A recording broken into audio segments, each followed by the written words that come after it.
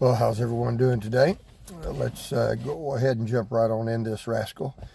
We've been seeing what's going on around the world now since Mr. George Floyd's death, which is it's just hard to believe, conceive, process what we witnessed on that YouTube video, or as he was being videoed.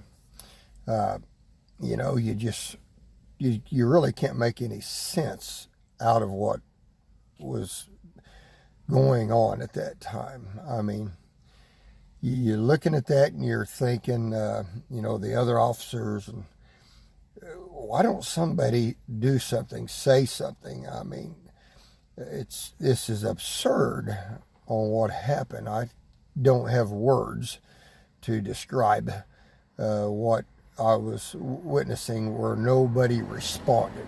Now, I've heard people say, well, you could have rushed the police officer, and of course, if you did so, you might have got shot and killed. But for the other officers there to have not have said anything is mind-boggling. And I've had people, ask things on Facebook, what's going on? This just doesn't make any sense. And when something doesn't make any sense at all, like what we're seeing right now, you got to know that there's probably more and most likely something going on behind the scenes. There's an agenda that most people aren't aware of, and today I want to be able to dive into that and show you scripturally, biblically, what I see through the scriptures, what is really going on and coming to a head. And so let's start with Luke chapter 17. And I know that you and we've heard this from many preachers for a long time now talk about this, but I want to read it and then I want to try to dissect it down the way that I believe the Lord has shown me, so that we can maybe get some understanding about what's going on right now. And it's in Luke chapter 17. And this chapter, Luke 17, is about the end times. It's all about, the things that are leading up to the events that are leading up to the time of the Lord's return. So with that, let's start with verse 26. Luke 17, verse 26.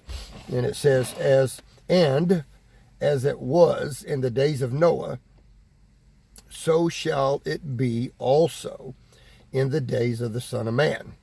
That simply means the days of the Son of Man are referring to the return of Jesus, which the rapture precedes the second coming.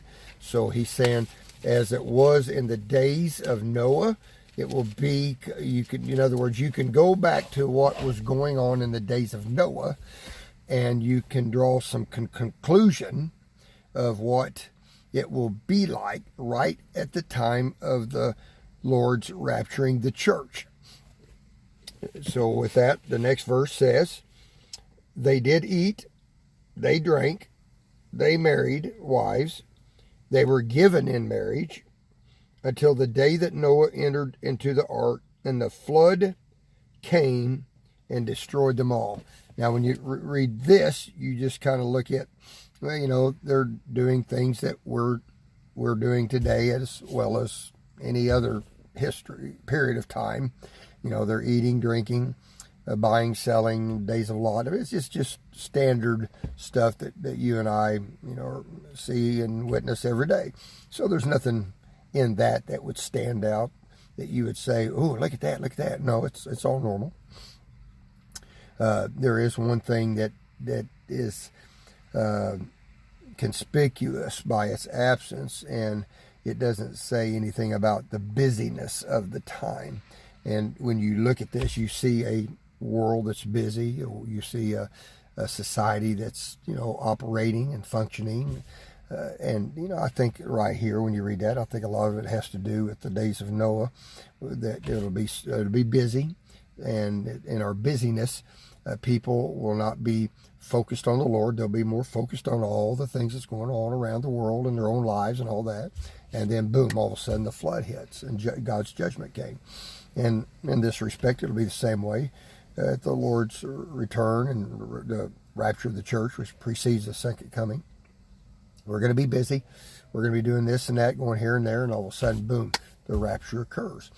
But what we need to do is we need to go back and find out what God says in the book of Genesis about the days of Noah, so that you and I can draw some conclusions about what will be the main things that will stand out in the days of Noah when we go back in Genesis 6.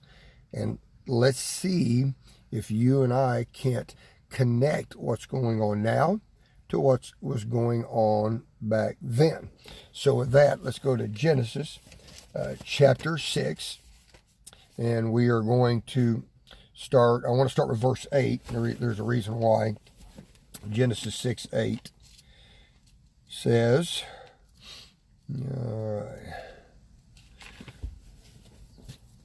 but Noah found grace in the eyes of the Lord. Now, the reason why I started out with verse 8 is because I wanted you and I to know at what period of time that we're getting to read these other two verses, that these verses are connected to the days of Noah. And we're going to see here like 3 or 4 characteristics that really stand out, that would make us go, this could be what Jesus is referring to, what we see going on right now, that this could be what he's talking about. And these are my opinions of the scripture. You are going to have your own, but I'm throwing out what mine are and based of what we're reading here. All right, so let's go now to verse 5. Genesis chapter 6 and verse 5. It says, and God saw that the wickedness of man was great in the earth, and that every imagination of the thoughts of his heart was only evil continually. So here we see a characteristic that was really prevalent in the time of Noah, that it was very wicked, as a wicked society, culture. The thoughts, the imaginations of man's heart was only evil continually. And, we know that, every generation that's ever grown up has this in it. So it's not like we're saying, oh, this generation is different than all of the generations that preceded it. Well, here's what I want you to see. While that is true, what is different about this generation than the ones that were before it is how this generation has gotten worse and worse and worse than what were the previous generations. Matter of fact, in 2 Timothy chapter 3 and verse 1, it says, this know also, that in the last days perilous times shall come. The Greek word for the last days means this. It refers to each generation will get worse and worse right up to the time of the Lord's return. In other words, each generation that goes into the next generation will carry into that next generation their own ideals, their own thoughts, beliefs, their own wicked, immoral ways of living, their own anti-God views. So you take, like the 50s and what they had, you move that on into the 60s. And so you got all of the corruption of the 50s goes into the 60s. And then the 60s feed off the 50s. And then they just simply amplify what the 50s were into the 60s. Now you take the 50s and the 60s, you move it on into the 70s. I think you're getting the picture here, that you take these generations and each one has their own anti-God views and ideas and their own wicked moral ways of behavior, and they take that into the next one, to the next, to the next, to where you and I come up to what we got now, the 2020s. So you can see now, and really, you look at the 50s and, then the rebellion started, and it's now carried into the generation that we have now. So that's what Paul was referring to when he said the last days referring to each generation will be worse than the one before it. So we're living in a generation now that I think you would agree with me. I don't think that, I'm 62, so I take all, I was born in 58. And I've never, ever come close. Even a high school I was in Carrollton, Texas, R.L. Turner High School, it was considered one of the worst schools there were. And I hung around the worst people. We were doing the drugs. We were, the people I hung around got kicked out of school all the time. They even put a fence around that entire school and had a watchtower with a guard. That's how, and this was back in the 70s. So, I think about that time versus now. That was nothing. That was child's play compared to the way things are today. And that at that time was considered the worst, one of the worst schools in Carrollton, Texas, high schools. So, that's choir boy material compared to what it is today. So I can vouch and validate that what Paul says here, it's legitimate, because there will be those who will argue, no, brother, it's always been bad. Yes, it has, but not like it is now. So with that, let's keep moving forward. It says, verse 11. Okay, check out these characteristics. Wickedness, verse 5. Wickedness, evil thoughts continually. Now, verse 11 says, the earth also was corrupt before God, and the earth was filled with violence. Okay, here's what we're going to get into. The earth, the days of Noah, Jesus said, be like that when he returns, was filled with violence. I know we don't see any of that going on right now. Okay, a little sarcastic. That's all we're seeing now is violence. But now, I looked up this Greek word, and you're going to find this very interesting.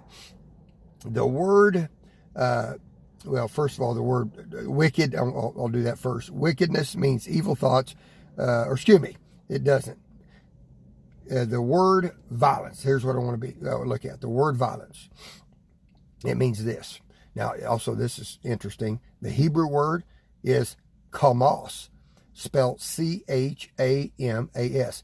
What's the terrorist group along where the Philistines used to be, the Gaza Strip? That's called, the terrorist group is called Hamas. Isn't that interesting? It's spelled, Hamas is H-A-M-A-S. This word is C-H-A-M-A-S. Hamas. I thought that was interesting because the Hebrew word for violence is Hamas. And here's what it means. Now, you're going to find this very interesting. It means violence. By implication, wrong. Okay, nothing there. Are you ready? Unjust gain. Damage, cruelty. Now, these two words really stood out, the unjust gain and damage. What would you describe what's going on today? Now, you take the protesters, and I have no problem with peaceful protests. None whatsoever. That's our First Amendment right. So, most of the protesters are doing it in a peaceful way to get attention. Which, by the way, I posted this on Facebook. I'm just going to throw this in right now because it's a good time to do it. The way that you handle things such as in the George Floyd case is that you prosecute the perpetrator of the wrong, which would be this police officer, which was done. So when people say, I want justice, how do you get justice? Justice is served when you arrest the offender. Once the offender's been arrested, then of course you wait the trial or whatever after they're in jail, and then the protest should stop. Now, if they didn't arrest this officer that did the wrong, then you continue with your peaceful protest until that happens. But once that happens, you don't continue to protest, because that should be your goal, is to make sure that justice is being served. This man in jail now, is justice being served? Now, After that, and here's what I brought out on the video, is that there's been a lot of, racists that exist in, I see it anyway, in the police force. Not everyone. There's like fantastic officers, great officers, white, black, Hispanic, all of them, beautiful officers doing their job. But you're going to get your bad bunch. That's in life and everything. You can't stop that. Nor are you going to stop racism. You can't stop racism. The only way you can stop racism is to become born again. When you're born again, you get a brand new spirit. Your spirit has no color. Therefore, racism can't exist where there's no color. So that's how you end racism. But unfortunately, not everyone's going to get born again. So therefore, what do you got to do? You got to approach it in a natural way. You've got to deal with things from a natural perspective. How do you do that? Well, you know what you got to do? You got to sit down at a table where there are people who are in positions of authority that can do something about the situations. Those are the ones you want to sit down and talk to. So what you do is you present what you would think would be solutions to the problem. What I mentioned, this is just a start of it, by no means is it the conclusion of it, but it's a start. And that's before you hire an officer, a man that's applying for the job of a police officer, you do some extensive background checks. You make sure that this officer doesn't have racist views. If he does, you don't hire him, because he's going to be put in situations that will be white officers with black people or black officers with white people. Therefore, you want to eliminate, anything that could cause a problem right off the bat. That doesn't just mean you might have a racist view or you're not being hired. No, I mean, you use some common sense, but common sense you do use. And also, I mentioned this, you got other officers that were on the scene.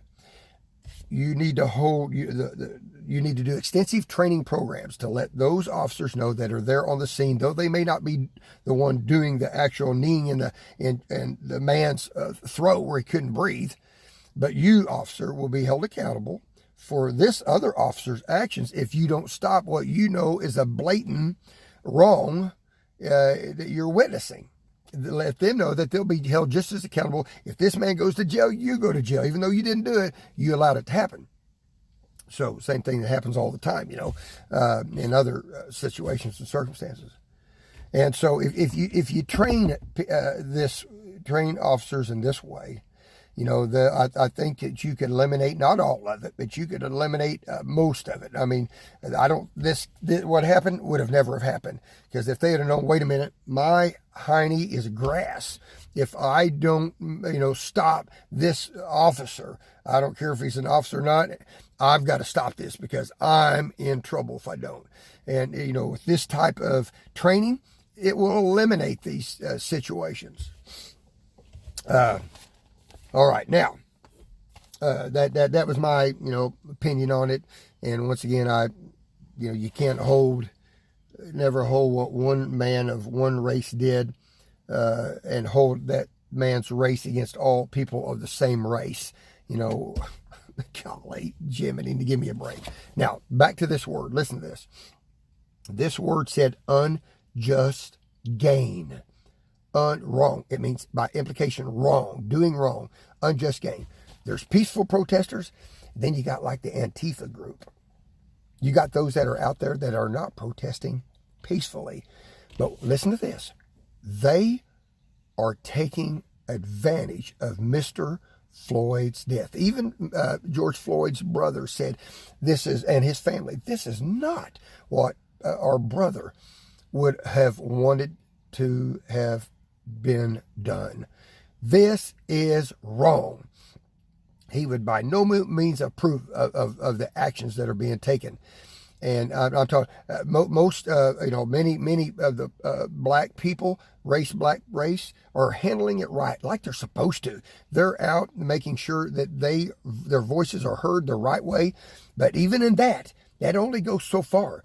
You got to do what I mentioned earlier. Sit down at that table and talk solutions. That's how it gets done. Now, notice what's going on. You see this? Do you see the wrong that's coming out of Mr. Floyd's death? The unjust gain. What's going on right now? Damage. The word kamas means damage. Look at the stores that are being destroyed. Look at the unjust gain. They're gaining unjustly. What does that mean? You gain TVs, stereos. What you steal things, all in the name of social justice. No, it's not. You are evil. You are wicked. You are manifesting what the days of Noah would be like. Evil and thoughts of the heart were continual. You're taking advantage of a situation right now by stealing things that don't belong to you. But let me tell you, ma'am, sir, you will eventually give an account of that. Oh, the cameras might have not picked you up. Nobody might have got your name. But I'm telling you what, and I know that you probably won't believe this, but you will stand before God. It is appointed unto man once to die, and then the judgment. And if you've committed these acts of these atrocious acts, and haven't repented and put your trust in Jesus to forgive you, his blood to wash away those sins, you will be held accountable on the day of judgment for the things that and the crimes that you've committed against God. Is who you've committed these actual crimes against. Not directly, but indirectly. You violated his word. So no, you ain't getting by with nothing. None of us do. The only way we get by with anything is by repenting and putting our trust in what Jesus did. And then we no longer have to reap what we sow, but Jesus reaped what we sow. Unjust gain, damage, the damage that's done, the unjust gain. So this word violence, when we think about what Jesus said, the days would be like the days of Noah. There would be unjust gain, damage. This is the violence that Jesus was referring to. Now this, it fits the description of what's going on right now to a T. Not just violence and man, this person is cruel, even though that is a part of it, but it's more than that. It is a generation that is filled with unjust gain and don't hesitate to do damage to property. I seen one police officer, I don't know where it was at, maybe Portland, maybe, I don't know. But he said, I want to send a clear message to people that are of Antifa. You terrorists, I don't know what the big deal is. They're afraid to label, oh, the president doesn't have the authority to label Antifa as a terrorist organization. My gosh. What all you got to do is follow their threads on their Facebook and what they put out. They encourage this violent stuff in the name of social justice. Yes, Mr. President, label them a terrorist organization.